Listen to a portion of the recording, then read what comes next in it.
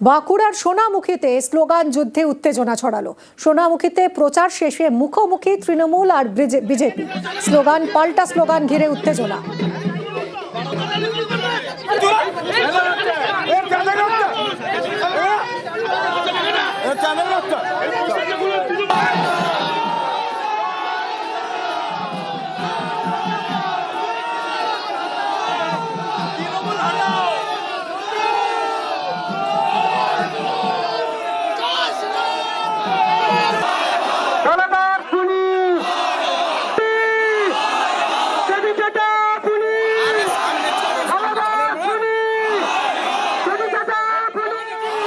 Slogan পাল্টা slogan ঘিরে পরিস্থিতি উত্তপ্ত হয়ে ওঠে।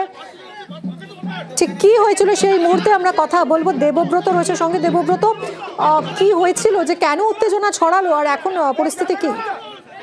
একদমই দেখা, এখন পরিস্থিতি স্বাভাবিক রয়েছে। তোমাকে জানাবো, যেমনটাই সোনামুখীর বিজেপি প্রার্থী দিবাকর ঘরামি জানাচ্ছেন, সোনামুখী পৌর শহরের 14 নম্বর ওয়ার্ডে আগে থেকেই নির্বাচন কমিশনের পোর্টালে জানিয়েছিলেন যে তারা সভা করবেন। সেই পারমিশন নিয়েই তারা সভা করেছিলেন, প্রচার করেছিলেন। সেই প্রচার সেরে যখন তারা ফিরে আসছিলেন, সোনামুখীর চেল মোড়ে আসে, ঠিক তখনই তাদেরকে লক্ষ্য করে বেশ কিছু তৃণমূল কর্মী সমর্থক পতাকা নিয়ে তাদের অভিযোগ যেটা গালিগালাজ করতে থাকে এবং স্লোগান দিতে থাকে।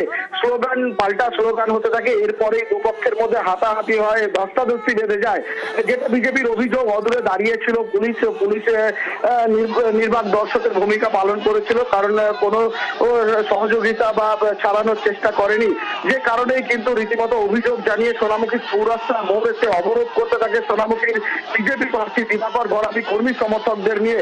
সেখান থেকেও তাকে তুলতে গেলে পুলিশের সঙ্গে বচসার সৃষ্টি হয়, বিশৃঙ্খলা সৃষ্টি হয়।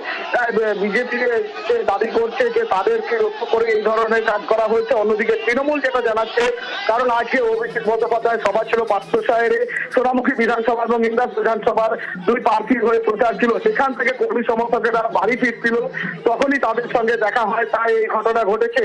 তবে ইতিমধ্যেই ঘটনাস্থলে পুলিশ এবং কেন্দ্রীয় বাহিনী রয়েছে। পরিস্থিতি এখন সামাল দিয়েছে পুলিশ। আচ্ছা, ধন্যবাদ।